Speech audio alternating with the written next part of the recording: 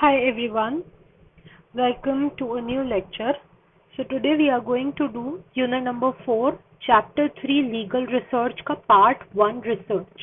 इससे पहले कि मैं आपको legal research पढ़ाऊं, in short I will explain you कि research क्या होता है.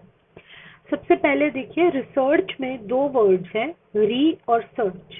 re का मतलब होता है बार बार और search का मतलब किसी भी चीज को ढूंढना. री प्लस सर्च यानी एक चीज को बार बार अगर हम सर्च करते हैं तो वो रिसर्च कहलाता है. बट ऐसा हम क्यों करते हैं? पर्पस ये होता है बार बार किसी चीज को रिसर्च करने का कि हम किसी भी समस्या, किसी प्रॉब्लम, किसी इशू को या कोई भी हैपनिंग फिनोमेना होता है, कुछ भी, उसका सबसे ज्यादा इफेक्टिव सॉल्यूशन ढूंढने की कोशिश करते हैं. और जब तक आप एक चीज को बार बार एनालाइज करने की कोशिश नहीं करोगे, बार बार उस चीज को समझने की कोशिश नहीं करोगे, तब तक आपको उसका सबसे बेस्ट सॉल्यूशन कभी नहीं मिल सकता. बेस्ट सॉल्यूशन तभी मिलता है जब हम किसी चीज को बहुत ही एप्ट तरीके से, परफेक्ट तरीके से समझने की कोशिश करते हैं. तो जो सबसे बड़ा पॉइंट इसमें है वो यही है कि रिसर्च करने के पीछे जो मकसद होता है वो यही होता है कि हम किसी प्रॉब्लम को या किसी इशू को बार बार इंटरेस्ट लेकर रीड करते हैं ताकि हम उसको सबसे बेस्ट तरीके से समझ सके या एनालाइज कर सके. जिस हिसाब से हम सिस्टमैटिकली अब इन्वेस्टिगेशन करते हैं तो हम कुछ मटेरियल और सोर्सेज में से नए नए ऑप्शंस ढूंढते हैं कि हम अलग अलग सोर्सेज में से रिसर्च करेंगे और फिर हम फाइनलाइज करेंगे कि डिसीजन क्या होना चाहिए. अगर डेफिनेशन की बात करूं तो वेबस्टर इंटरनेशनल डिक्शनरी रिसर्च की एक बहुत ही एप्ट डेफिनेशन देती है. इस डेफिनेशन में वो ये कहते हैं कि रिसर्च एक केयरफुल क्रिटिकल इंक्वायरी होती है. यानी रिसर्च एक ऐसा जरिया होता है जब आप बहुत केयरफुली किसी फैक्ट या प्रिंसिपल को समझने की कोशिश करते हैं. जब आप किसी फैक्ट या प्रिंसिपल को बहुत केयरफुली समझने की कोशिश करते हैं, उसको रिसर्च का नाम दिया गया है. रिसर्च बेसिकली एक क्रिटिकल थिंकिंग का भी मेथड है. क्रिटिकल थिंकिंग क्या होती है?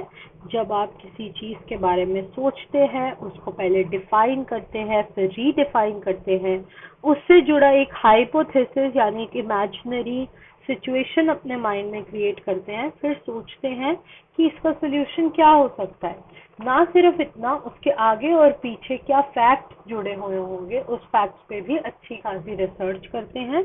और इन रिसर्चेस के बाद हम टेस्ट करते हैं कि क्या हमारा बनाया गया कंक्लूजन हमारे सोचे गए हाइपोथेसिस जैसा है या उससे अलग.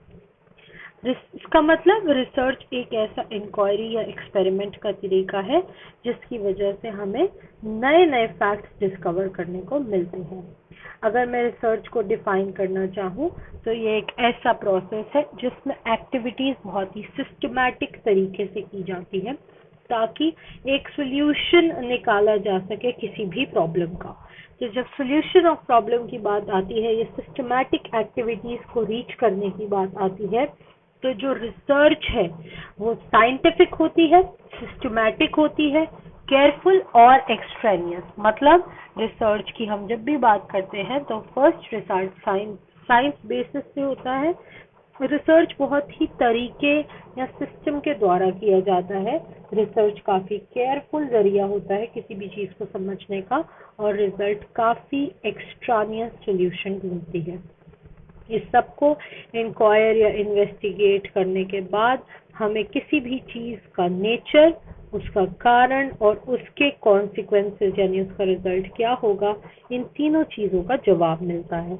यानी साइंटिफिक सिस्टमैटिक केयरफुल रिसर्च के बाद इंक्वायरी या इन्वेस्टिगेशन से हमें उसका नेचर, उसका कारण और उसके रिजल्ट्स के बारे में पता लगता है. अब हम लोग बात करते हैं रिसर्च की कैरेक्टरिस्टिक्स क्या होती हैं, यानी रिसर्च किस तरीके के फीचर्स कैरी करता है. रिसर्च हमेशा एक प्रॉब्लम के सॉल्यूशन के लिए बनाया जाता है. पॉइंट नंबर 1, रिसर्च हमेशा एक काफी स्ट्रॉन्ग पर्पस से बनाई जाती है, यानी बहुत स्ट्रॉन्ग रीजन की वजह से. रिसर्च हमेशा क्वेस्ट होता है, यानी क्यूरियोसिटी होती है हमारी अनसॉल्व प्रॉब्लम्स के आंसर ढूंढने के लिए। पॉइंट नंबर 4, रिसर्च को हम बहुत ही ज़्यादा पेशेंट तरीके से कर सकते हैं, यानी जब हमारे पेशेंट बिल्कुल फुल हमारा साथ दे, हम बहुत जल्दबाजी में इसको कर नहीं सकते। रिसर्च लॉजिकल और ऑब्जेक्टिव होती है, यानी इसमें कारण और हमारा जो रैशनल थिंकिंग है वो इन्वॉल्व होता है। नेक्स्ट पॉइंट, रिसर्च को बहुत केयरफुली रिकॉर्ड करके रिपोर्ट किया जाता है। नेक्स्ट पॉइंट, रिसर्च किन्हीं भी प्रिंसिपल्स या थ्योरीज को एक ऐसे तरीके से पेश कर देती है कि कभी भी आप आगे उसको रीड करें या रेफर करेंगे तो आपको समझ आ जाएगा कि ये फ्यूचर के लिए हमारे लिए किस हिसाब से यूजफुल है। नेक्स्ट पॉइंट, रिसर्च बनाने का जो भी मेथड है वो बहुत ही ऑब्जर्वेबल तरीके से बनाया जाता है, यानी प्रैक्टिकली जब हम एक चीज़ को ऑब्जर्व करते हैं, सोचते हैं, समझते हैं, तभी उस बारे में रिसर्च कर सकते हैं। रिसर्च चाहता है कि आप जनरली एक हाइपोथेसिस बनाएं, यानी कि आपके मन में जो सिचुएशन चल रही है उसको क्रिएट करें और फिर एक चीज़ को काम को पूरा करें। रिसर्च ये भी चाहता है कि आप एक्यूरेट ऑब्जर्वेशन और डिस्क्रिप्शन से काम करें। रिसर्च इन्वॉल्व करता है प्राइमरी सोर्सेज से डाटा इकट्ठा करना। जब आप रिसर्च करते हैं तो आप अलग अलग सोर्सेज से डाटा इकट्ठा करते हैं और फिर उसको नए तरीके से, अपने तरीके से उसका जितना पॉसिबल यूज होता है वो करते हैं। इसका मतलब प्राइमरी सोर्स जो होता है उससे मदद लेकर आप अपने पर्पस के लिए एक रिसर्च मटेरियल को क्रिएट करते हैं। रिसर्च को बहुत ही केयरफुली डिजाइन तरीकों से पूरा किया जा सकता है। जो व्यक्ति रिसर्च करे वो काफी एक्सपर्ट होना चाहिए उसमें, और रिसर्च सिर्फ स्कॉलरली या अपने हमारी दिमागी उपज नहीं बल्कि बहुत हाई इंटीग्रिटी और पेशेंस से बनती है। बात करते हैं रिसर्च के प्रोसेस की। सबसे पहले देखा जाए तो किसी भी चीज़ को आइडेंटिफाई करना, किसी भी प्रॉब्लम को समझना हमारा पहला इवेंट होता है, यानी फर्स्ट स्टेप है प्रॉब्लम का आइडेंटिफिकेशन या उसको समझना। स्टेप नंबर 2 है टाइटल का लिखना, यानी सबसे ऊपर आपको डिस्क्राइब करना होता है रिसर्च किस बारे में है। उसके बाद हम लिखते हैं हमारे रिसर्च के ऑब्जेक्टिव्स क्या है, उसके कारण क्या है। फिर हम एक हाइपोथेसिस बनाते हैं। हाइपोथेसिस बनाने के बाद रिसर्च का क्या प्रॉपर डिज़ाइन होगा वो देखते हैं।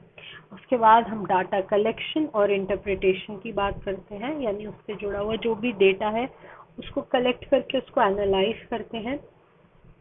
लास्ट में हम अपना बनाया हुआ हाइपोथेसिस चेक करते हैं कि हमारा बनाया गया हाइपोथेसिस ट्रू है या फॉल्स। फाइनली हम उसको डिस्क्राइब करते हैं और अल्टीमेट जो लास्ट स्टेप होता है किसी भी रिसर्च का, वो अपने बनाए गए हाइपोथेसिस का प्रैक्टिकल एप्लीकेशन होता है कि हमारा बनाया गया जो रिसर्च वर्क है वो किस हद तक प्रैक्टिकली अप्लाई किया जा सकता है। ये रिसर्च प्रोसेस की बात थी। यहाँ आपका जो रिसर्च का पार्ट 1 है वो खत्म हो जाता है। अब ये रिसर्च आपको पढ़ाने का जो एम था वो आपको नेक्स्ट चैप्टर के लिए प्रिपेयर करना था। नेक्स्ट चैप्टर नहीं, एक्चुअली इसी चैप्टर 3 का पार्ट 2 लीगल रिसर्च। तो इसके बाद हम लोग जो नेक्स्ट लेक्चर करेंगे वो लीगल रिसर्च होगा। Thank you so much.